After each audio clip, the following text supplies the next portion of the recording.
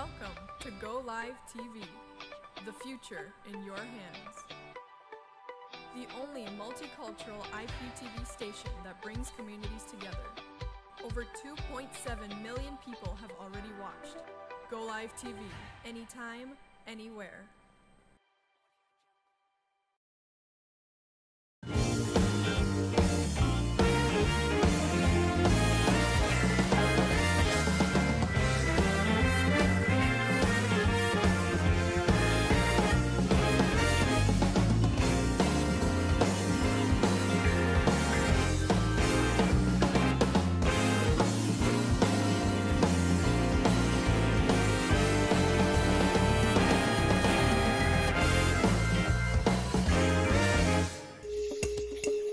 Bem-vindos a mais uma edição do Toronto de Manuel Alexandre. Hoje não estou nos estúdios, como é óbvio, quero-vos dar as boas-vindas. Entretanto, o programa hoje será exercido, será feito pelo nosso amigo José Carlos de Souza, no qual agradeço imenso. Entretanto, vou dizer que estou numas férias aqui no sul da África, numa cidade mais perto de Osprey, chamada Osprey. Estamos aqui num resort lindo. Fomos hoje ver vários animais. Eu depois irei trazer vídeos quando voltar para trás. Iremos dar uma pequena perspectiva do resort onde estou, aqui no sul da África, muito lindo também. E vocês vejam esta verdura, embora aqui já seja inverno, com temperaturas a 25, 26 graus, extraordinário. De maneira que hoje tive a oportunidade, mais a minha esposa, de irmos visitar e ver os crocodilos grandíssimos, que pesam por cima de mais de 500 quilos. Fomos ver também os leões, uns leõezinhos também para os sportinguistas. Temos também um videozinho de leões que fizemos, a brincar com eles, acreditem ou não, só aqui no sul da África, extraordinário. Entretanto, nós vamos a um pequeno comercial, vou-me fazer um pequeno vídeo do sítio onde estamos, para depois vocês verem, e se quiserem mais notícias, depois digam alguma coisa, está bem? Até já!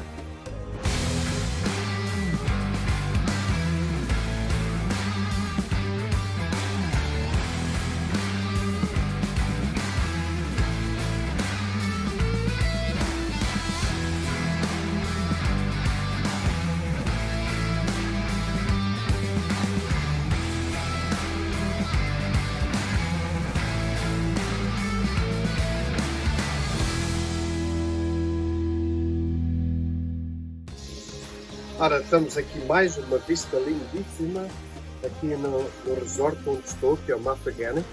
Lindíssima esta paisagem, com uma queda de águas além, também com umas grandes montanhas que iremos visitar amanhã. Neste momento não é possível. Hoje vamos sim andar à volta, ver se encontramos macacos, girafas e outros animais aqui mesmo perto do nosso resort. De maneira que até já.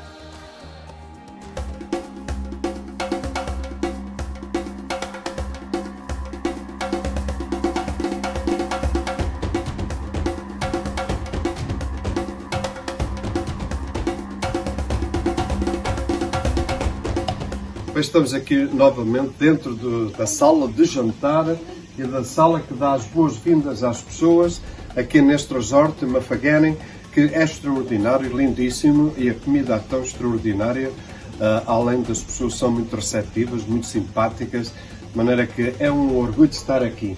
Se pudéssemos mostrar, vamos ver se conseguimos mostrar mais umas imagens daqui dentro do resort, que é muito lindo. Pois ali está um dos bares, muito típico da madeira que eles usam aqui.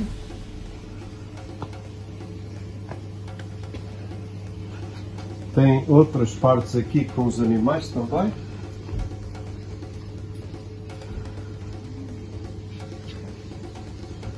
E aqui a linda fireplace,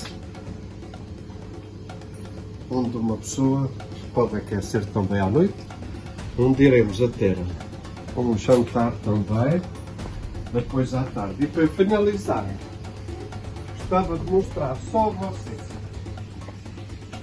as paisagens e as casas como são feitas, as huts, lindíssimas, têm aquela cobertura de palha, o teto é de palha, com um bocadinho de cimento por cima, de maneira que está a mesma maneira africana. Pode ver aqui Agora, estas árvores estão um bocadinho assim acastanhadas, porque agora já é um inverno, mas de qualquer forma o inverno aqui, meu Deus, é extraordinário. Aqui é uma das serratas, onde a gente está a dormir também. E por agora, meus amigos, pois isto são aqui da África do Sul, onde estou a passar férias e a gozar a natureza que Deus criou. Para todos vocês, muito obrigado, um grande abraço, vejam o programa do José Carlos, hoje estou dentro do Manuel Alexandre, daqui um grande abraço forte para todo o mundo. Adeus.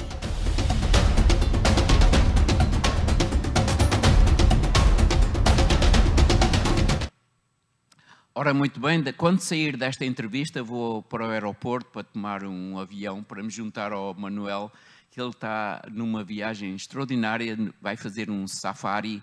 Muitas felicidades na vossa estadia na África do Sul e vamos então a começar o nosso programa de hoje com uma notícia que me saiu no jornal de hoje, no jornal O Sun, está aqui o jornal, quem tiver a oportunidade de comprar o jornal e ler, é uma notícia muito curiosa, porque se refere ao nosso Crosslink, ou seja, a linha nova de Subway, que vai ser que estão a ver agora aqui uma imagem.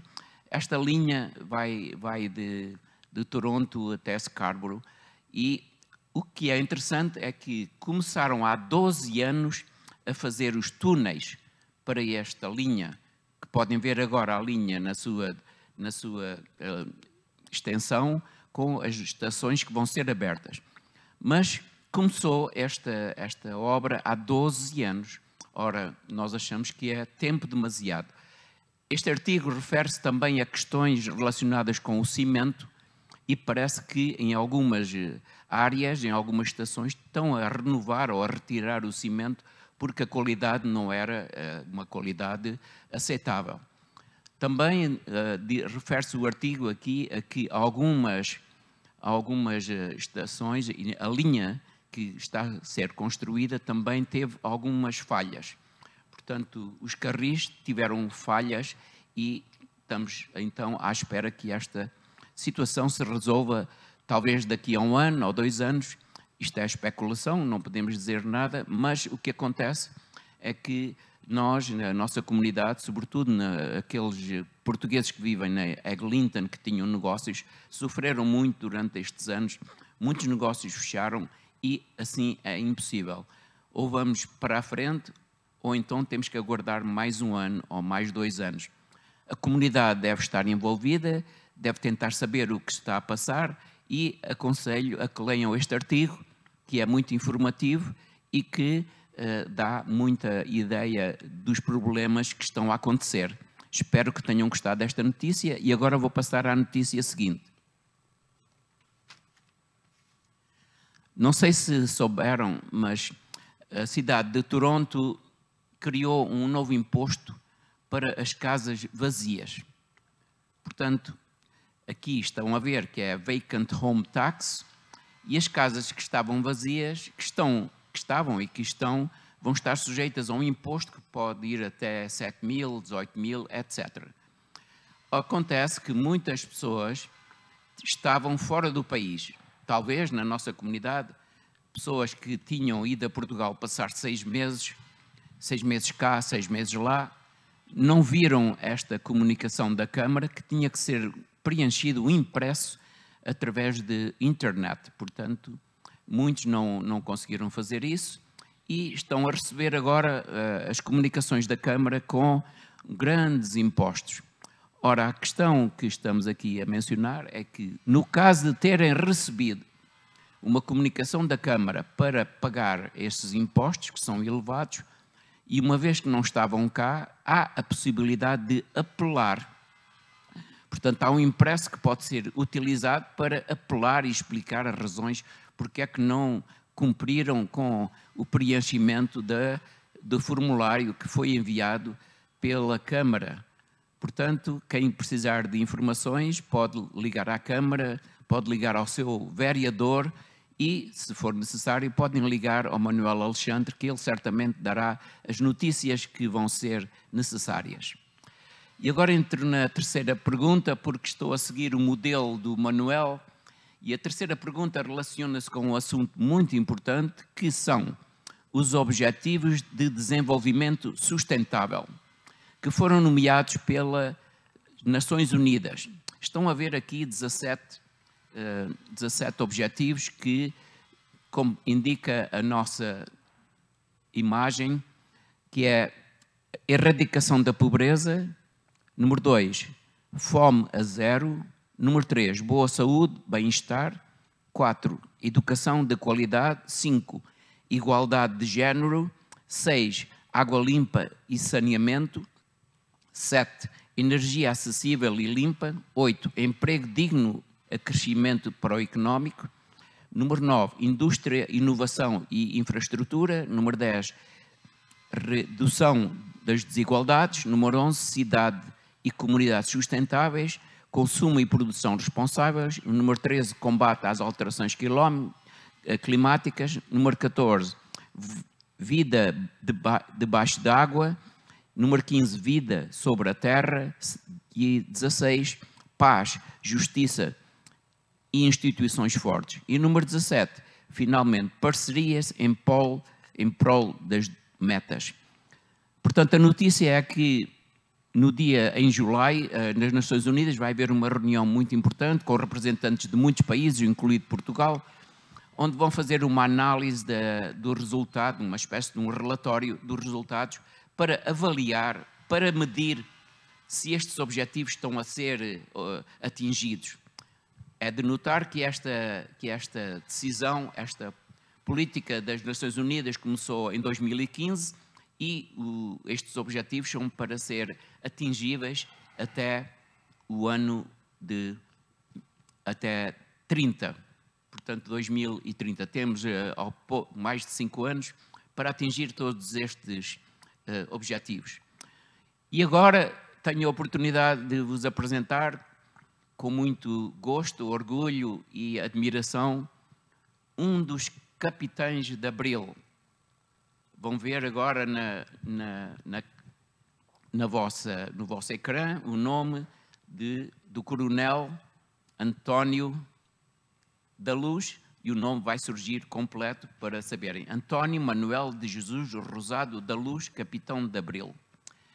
É um orgulho estar aqui com este coronel, um dos capitães de Abril, e agradecemos à Associação 25 de Abril a oportunidade que nos deu de trazer o coronel até nós, e vamos então saber um pouco desta personalidade. Prazer em vê-lo, tenho muito gosto e gostava de saber um pouco sobre a sua vida, sobre a sua trajetória, até ao momento que se encontra aqui. Muito obrigado. É uma grande honra estar aqui perante vós.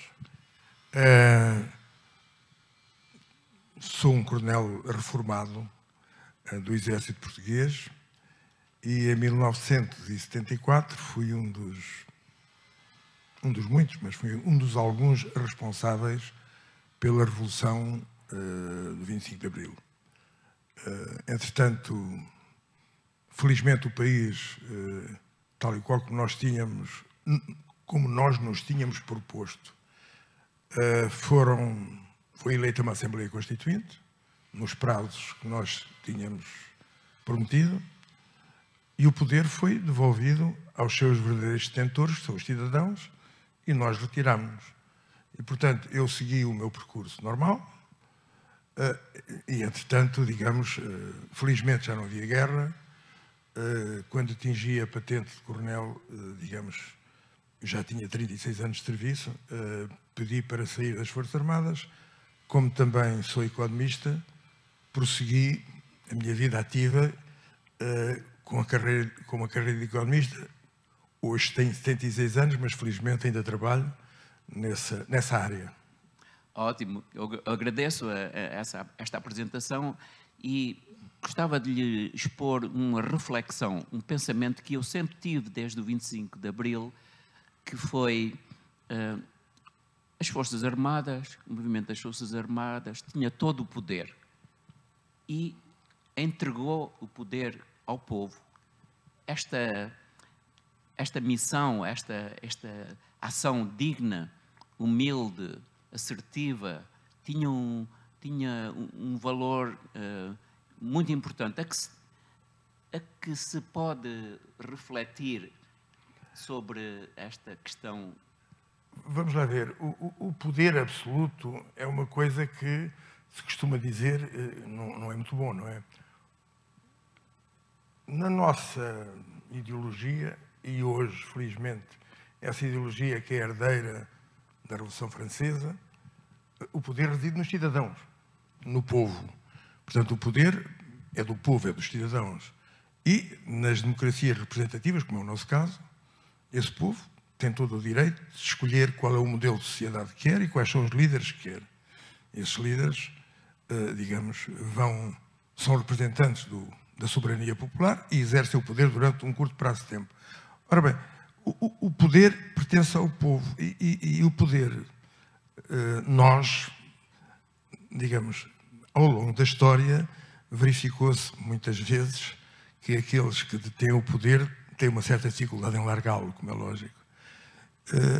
E eu lembro-me de um modelo de um romano, 4 séculos antes de Cristo, um senador romano, Cicinato, que foi o primeiro exemplo de alguém que teve o poder, exatamente, os Cicinatos. Estamos em plena República, e é engraçado que o exemplo dele foi tão escasso que há 2 cidades no mundo com o seu nome, porque não é normal que alguém tenha detido o poder e depois tenha entregue voluntariamente.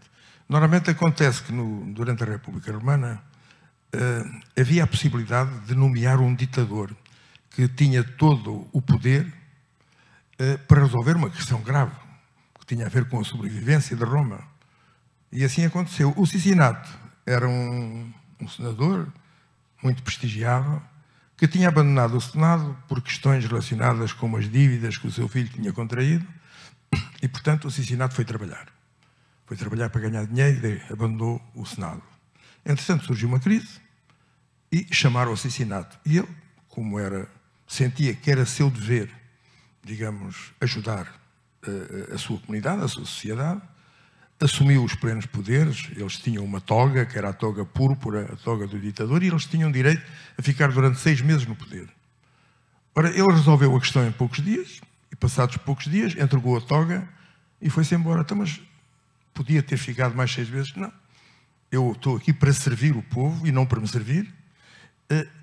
E pronto, e entregou a toga. Isto espantou toda a gente, porque, como todos estamos recordados, nesta altura, muitos ditadores que assumiram esses poderes, o Mário, o Sila, etc., foi difícil tirá-los do poder. E isto aconteceu 2 vezes. Ora bem, isto foi um exemplo tão raro que há 2 cidades no mundo com o nome dele. Mais tarde, o George Washington fundou, exatamente dentro dos mesmos princípios, uma fundação com base nos valores da democracia, porque a Revolução Americana seguiu os princípios, digamos, que naquela altura do Iluminismo, que mais tarde também deram origem à Revolução Francesa, e fundou a Fundação Cicinato, que ainda hoje existe. Ora bem, nós também nunca quisemos o poder para nós. O poder pertence ao povo. E nós entregamos o poder ao povo, o que era normal, natural e o que era o nosso dever. É tão simples quanto isso. Interessante ouvir este esclarecimento com valor histórico.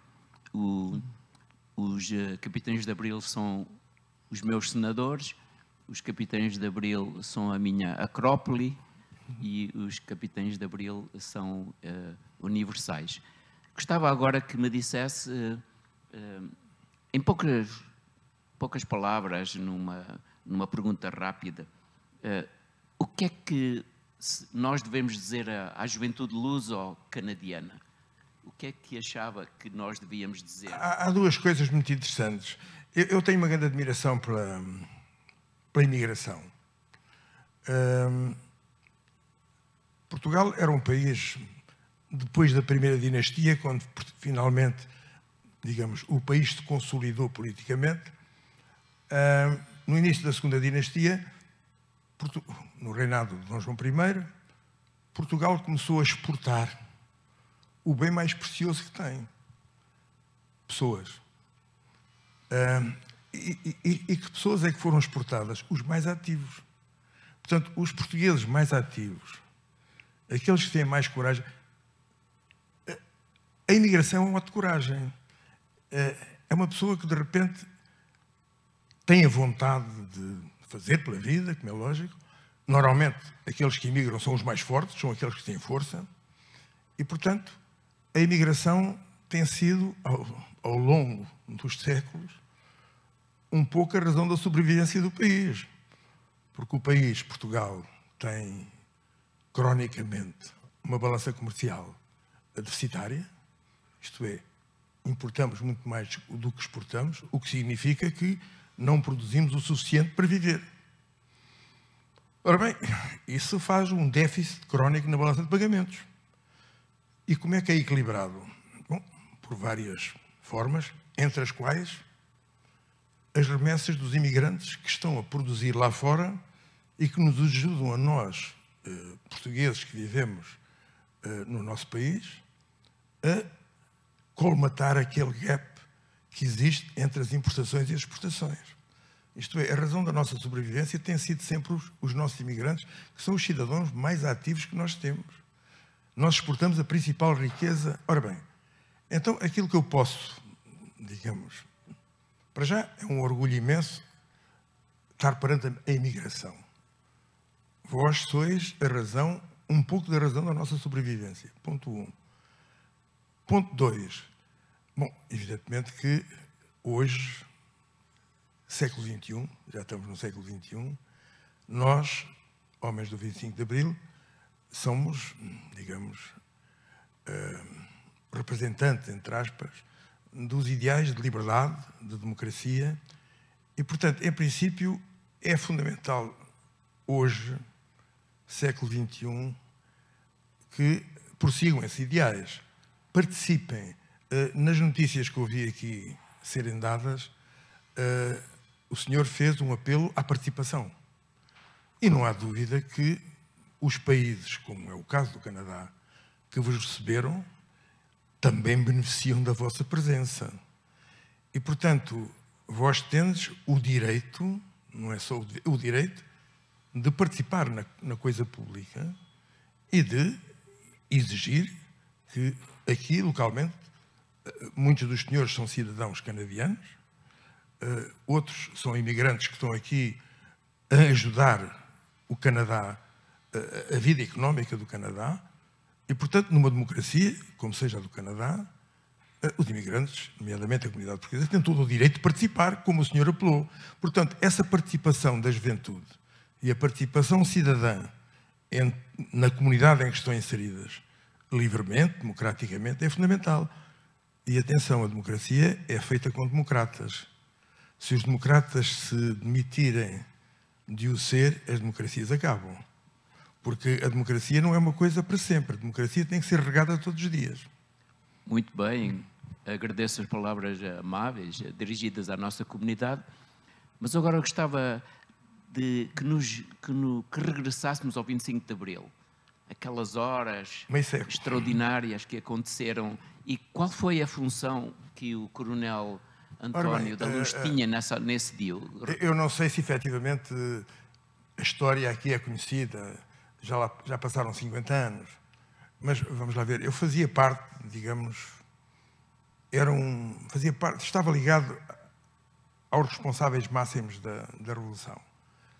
E, portanto, mas naquela altura não tinha funções militares, digamos, não tinha comando pessoal, porque estava a tirar um curso de eletrónica, computadores, etc., para ir comandar uma bateria de mísseis antiaéreos, a primeira que existiu em Portugal.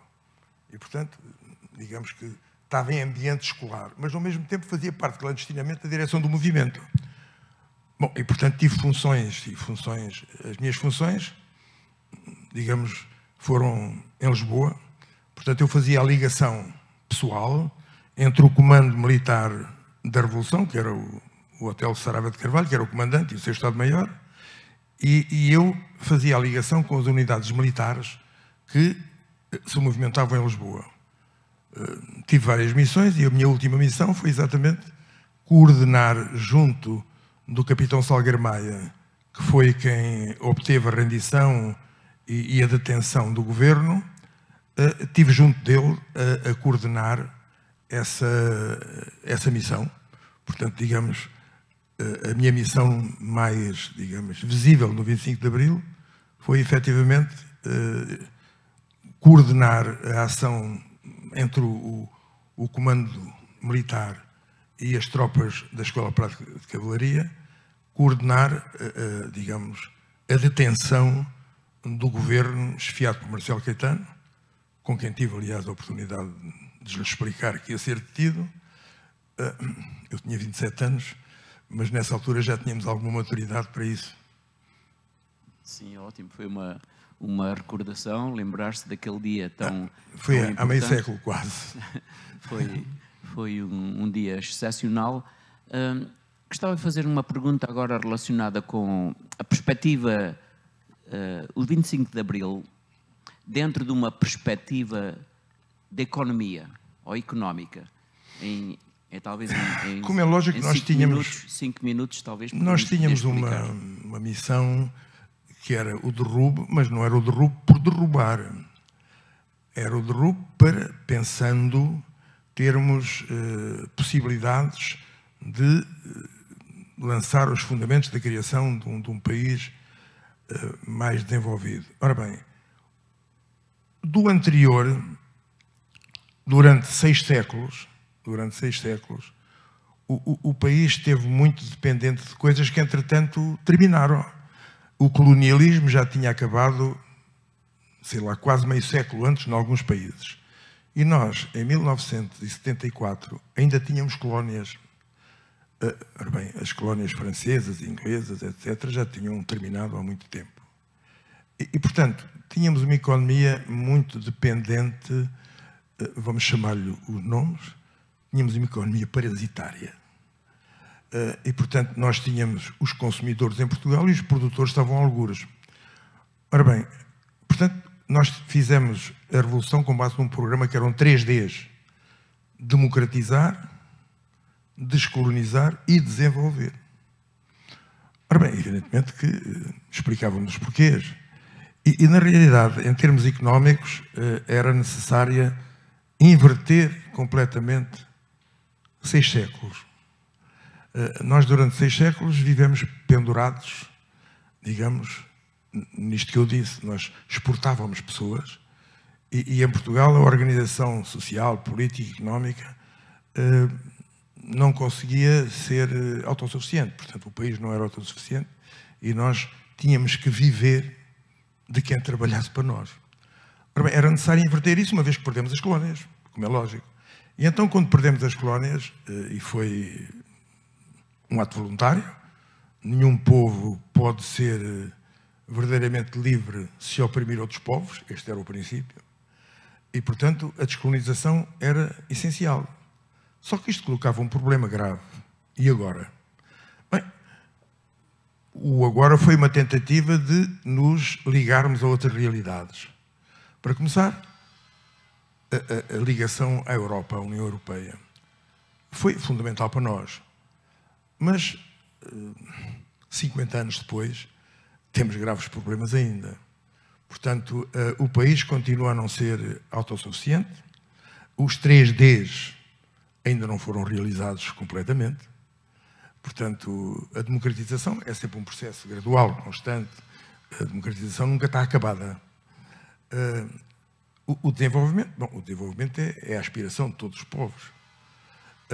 E a descolonização?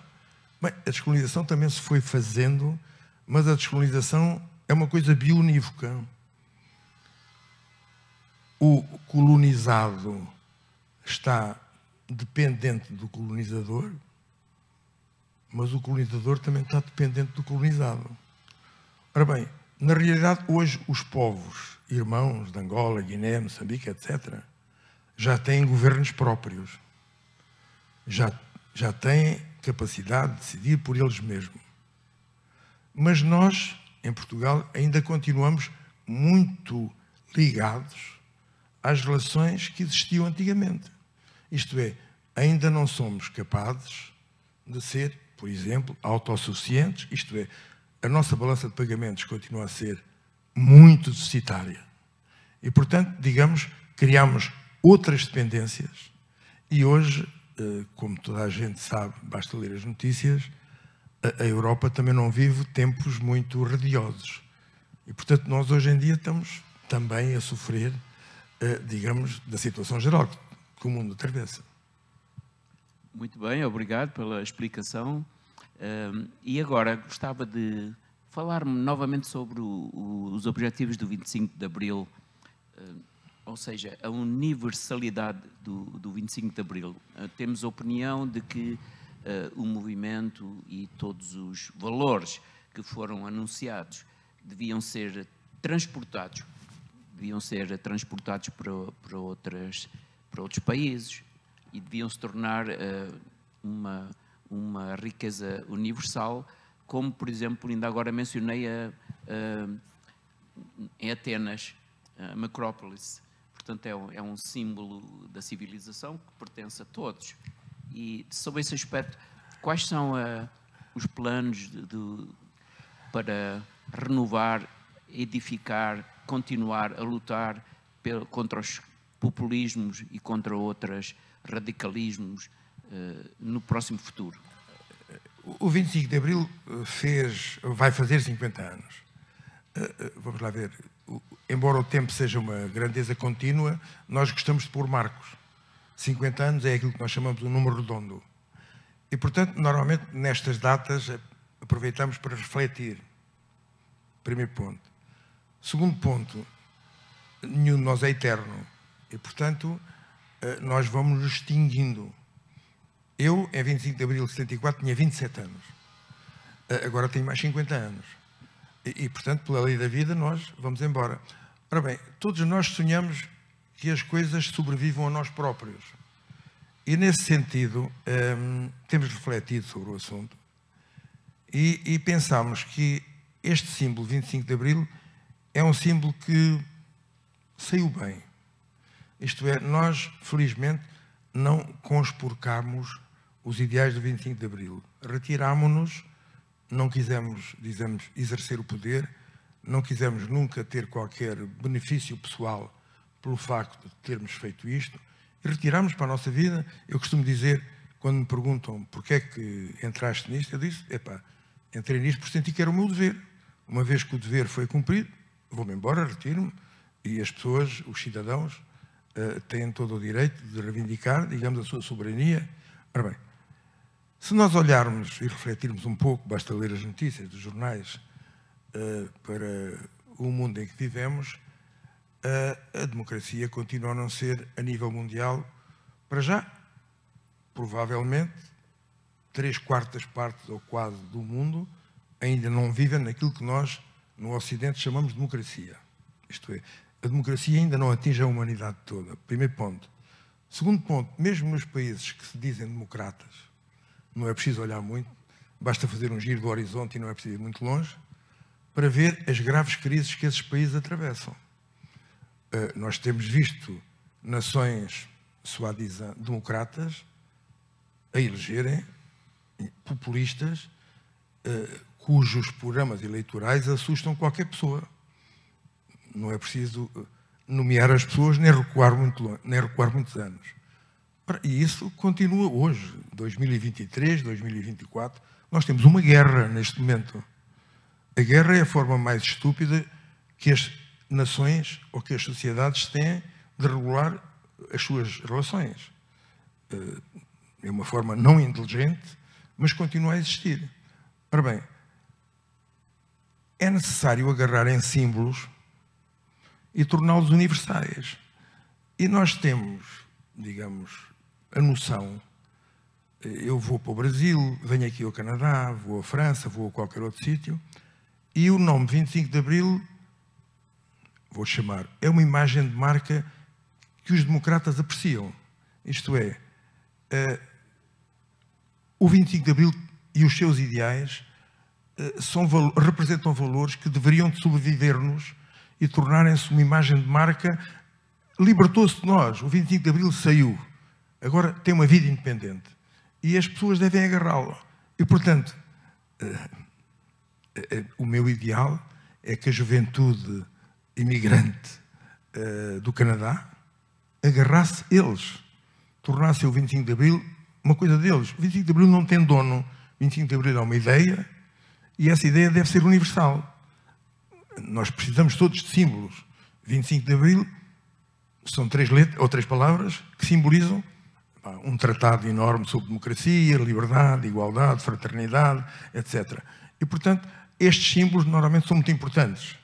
E era bom que as pessoas, digamos, agarrassem nesses símbolos. Era o nosso ideal, era o nosso sonho. Muito obrigado. Muito bem, obrigado. Tentei também pensar sobre uma maneira de aproximar os ideais do 25 de Abril com a política das Nações Unidas relacionadas com os objetivos de desenvolvimento sustentável. Ainda agora apresentei 17 valores, 17 princípios e gostava de tentar saber se há uma correlação entre aqueles princípios e objetivamente. Aqueles princípios são os nossos princípios. Exato. Aqueles princípios são os princípios do 25 de Abril. Só que, e o problema é o só que, eu, como sou economista, fui obrigado, durante toda a minha vida profissional e não só, a olhar para todos estes objetivos que as Nações Unidas são, digamos, a organização herdeira destes valores que vêm desde os iluministas do século XVIII. Ora bem, se a gente olhar para a Declaração dos Direitos do Homem e do Cidadão posteriores à Revolução Francesa, eles estão todos plasmados na Carta das Nações Unidas. E estão todos plasmados na maioria das constituições dos países democráticos. Só que há uma grande diferença entre, digamos, fazer princípios e pô-los a cumprir. Eu, digamos, relativamente às Nações Unidas, recordo que estes princípios que aqui estão, mais princípio, menos princípio, vêm desde o relatório Meadows, que é do início dos anos 80, vêm desde, e todos eles apadrinhados pelas Nações Unidas, vêm desde aquele célebre relatório do Willy Brandt, sobre as relações Norte-Sul, e, portanto, vêm desde os objetivos que, já aqui há uns 20 ou 30 anos atrás, estavam fixados nos tais 15% que nunca foram cumpridos. Se nós olharmos para as cimeiras do ambiente, todas elas têm sido um flop. E, mais uma vez, as Nações Unidas vão se debruçar sobre estes 17 objetivos. É importante que continuem a debruçar-se, é importante que nunca desistam e devemos exigir cada vez mais que os nossos líderes políticos cumpram aquilo com que se comprometeram. E, portanto, isso só é possível se nós participarmos. Não chega elegermos, isto é a minha ideologia, não chega a elegermos, pormos uma cruz num boletim de voto e depois retirar-nos até pôr novamente uma cruz num boletim de voto. A democracia tem que ser crescentemente participativa. Nós temos que exigir participar na coisa pública.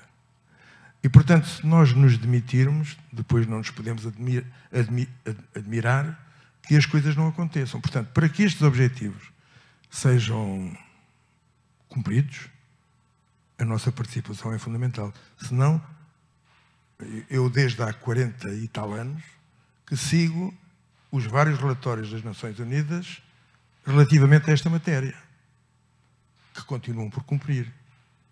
Nós vemos o que é que acontece com os imigrantes, nós vemos os dramas do Mediterrâneo, nós vemos os dramas da fronteira do México com os Estados Unidos.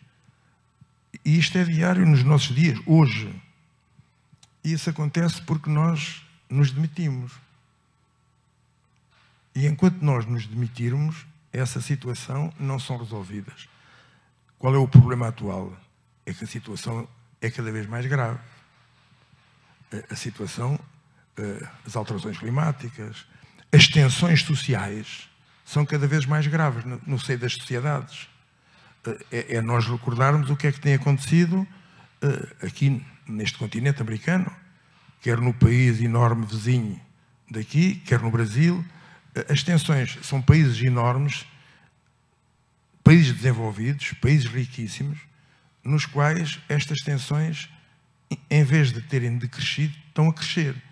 Ora bem, isto deve alertar-nos para a nossa participação, porque a democracia, eu repito, só existe se houverem democratas. Muito bem, foi muito interessante assistir a esta descrição da comparação dos valores de 25 de Abril com os SDGs, ou seja, os Objetivos de Desenvolvimento Sustentáveis, e era importante que a comunidade portuguesa se informasse e participasse mais, e esta entrevista certamente vai ser importante nesse sentido, porque mencionámos os 17 princípios e tencionamos que promover estes princípios participando, talvez com a colaboração de associações, como a Associação 25 de Abril e outras associações comunitárias. Falámos, portanto, na participação política, e o 25 de Abril trouxe-nos esse ideal, essa oportunidade, essa facilidade que antes não podíamos ter, e houve muitas perseguições políticas durante muitos anos, desde 1961 até 1974, e anteriormente também houve perseguições religiosas e políticas durante alguns reinados que levaram muitos portugueses a emigrar para a Holanda, para os Estados Unidos, muitos de origem judaica, etc. Portanto, a comunidade portuguesa tem esta possibilidade de participar mais, e chegamos ao momento de analisar a sua visita, que é tão breve, certamente vai voltar com a colaboração da Associação 25 de Abril, e queria agora que nos desse uma visão da sua experiência nestes dias e qual é a mensagem de paz, de amor, de participação política democrática que nos pode dar à nossa comunidade. Eu já sabia, já conhecia, pelas visitas anteriores de outros camaradas meus, que esta era uma comunidade, não digo que seja excepcional, mas muito interessante. Eu conheço outras comunidades noutros países, mas sempre ouvi bastante elogios a esta comunidade, e estou, digamos, não vinha à procura de outra coisa que não fosse aquilo que tenho encontrado, mas fiquei ainda mais surpreendido. Efetivamente tem sido, para além da gentileza pessoal e para além da simpatia das pessoas, que são de uma simpatia e de uma hospitalidade absolutamente excepcionais, e são pessoas admiráveis. Aquilo que me surpreendeu foi a organização desta comunidade. É uma comunidade que, estou aqui há 4 dias, me parece extraordinariamente bem organizada. Eu estou neste momento numa estação televisiva a falar com um senhor, jornalista, além de muitas outras coisas, certamente, que é fundamental. Os senhores aqui nesta estação onde eu estou estão a transmitir para uma comunidade em língua portuguesa. Estão a fazer uma ação, não conheço porque não sigo de Portugal esta estação, mas por aquilo que eu estou a ver, estão a fazer uma ação de democracia excepcional. Estão a transmitir informação. As pessoas, para decidirem, têm que ter informação. Estão a transmitir informação de uma forma isenta. Estão a dar notícias. Isso é fundamental para a gente agir. Portanto, a existência destas estações de rádio e televisão. Depois, tenho andado em Toronto, olho à volta e vejo N nomes portugueses, N empresas portuguesas ligadas aos mais diversos setores. Portanto, é uma comunidade forte, organizada. Existe uma associação, a Associação 25 de Abril, que é eu que faço parte, sou sócio fundador da Associação 25 de Abril em Portugal, nós temos um carinho excepcional por esta associação, porque tem feito coisas excepcionais, publica revistas, digamos, faz estas organizações. Hoje fui ao Hyde Park, onde vi um monumento, digamos, da imigração portuguesa, que vai ser, digamos, vai haver uma festa lá, julgo que no dia 13 de maio, para festejar o 70º aniversário formal desta comunidade. É uma comunidade organizada, uma comunidade exemplar e, digamos, terá certamente os seus problemas, mas têm tido uma capacidade de organização, uma coisa excepcional. E, portanto, eu fiquei não só muito agradavelmente surpreendido, embora já viesse à espera, como vou, digamos, para Portugal, digamos, entre aspas, pregar aquilo que vi, porque fiquei muito agradavelmente surpreendido. E digo-vos que, efetivamente, esta mundialização ao qual nós estamos, digamos, é irreversível, não vale a pena a gente falar, a mundialização não anda para trás. Estas comunidades de imigrantes são uma das coisas mais importantes nessa mundialização. Nós, portugueses, e o governo português, eu vou lutar por isso, tem todo o dever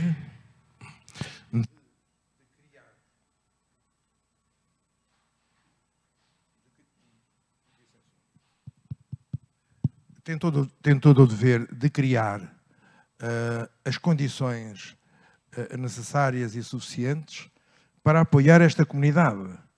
Nós não podemos aliar-nos que o nosso Portugal mais produtivo está espalhado pelo mundo. Portanto, Portugal, o governo português, tem que reconhecer de facto, não só de jure como de facto, e criar condições para que esta mundialização, neste caso portuguesa, se desenvolva, mas em bases práticas. Eu posso enunciar uma dúzia de coisas práticas. Se nós olharmos, por exemplo, para a imigração irlandesa, os irlandeses na Irlanda é uma república que tem 3, 4 milhões de pessoas. Mas, por exemplo, tem aqui nos Estados Unidos 35 milhões. E essa ligação inteligente que o governo da República da Irlanda faz com os seus imigrantes americanos, faz com que a Irlanda, em 20 anos, passasse a ser o país mais rico da Europa. Ora bem, com coisas práticas, com coisas concretas, com a deslocalização de muitas empresas americanas para a Irlanda, que depois se ligam ao resto da Europa e ao resto do mundo. Ora bem, há inúmeras soluções que devem ser implementadas e Portugal tem que o fazer. Para já, agradeço esta disposição para representar os anseios e os desejos da nossa comunidade. Na realidade, esta comunidade pode ser descrita como uma comunidade ativa, participativa, pode ser ainda mais participativa, mas há muitos especialistas nas áreas de negócios, nas áreas de importação e exportação, e é necessário que haja uma ligação mais direta entre a comunidade e o governo. Está bem? Muito obrigado, é isso mesmo. Agora temos apenas 2 minutos para terminar este programa. Espero que o Manuel esteja a ouvir e que fique contente com a nossa entrevista. Agradecemos a todos os membros da Associação 25 de Abril, todos os que participaram no jantar de 25 de Abril, que colaboraram com esta viagem, e também no próximo dia 29 há um jantar para celebrar o 25 de Abril, e aí poderão ter a oportunidade de ouvir em mais pormenor, em mais profundidade, a sabedoria do nosso convidado de hoje, o Coronel António da Luz, que fez uma entrevista muito interessante, que agradecemos imenso pelas palavras amáveis que nos dirigiu. E agora uma mensagem final, porque temos 1 minuto para acabar, sobre a sua visita novamente, um apelo ou uma mensagem. Agradecemos que vai a Portugal fazer lobby da nossa comunidade e que temos milhares de jovens, se olharmos para a população da comunidade, entre os 6 e os 25, temos milhares de jovens que estão no ensino superior, que podem também participar. Uma palavra final para terminarmos. Temos 52 segundos. E... A minha palavra final é simples, sobretudo para a juventude. Nós estamos em 2023. O mundo vai ser o vosso. E o mundo vai ser aquilo que vocês quiserem. Ora, para que vocês sobrevivam e para que o mundo sobreviva e a espécie humana sobreviva, vocês têm que ser cidadãos ativos. Hoje, o mundo atravessa graves perigos. Não nos podemos esquecer que estamos numa guerra quase mundial. E, portanto, os ideais de liberdade, de democracia e de paz são fundamentais e têm que ser assumidos por vocês. Muito obrigado. Com esta mensagem, não há dúvida. Agora é só atuar, participar mais nos clubes portugueses, nas associações, desenvolver a nossa cultura. E assim terminou o nosso programa. Espero que tenham gostado.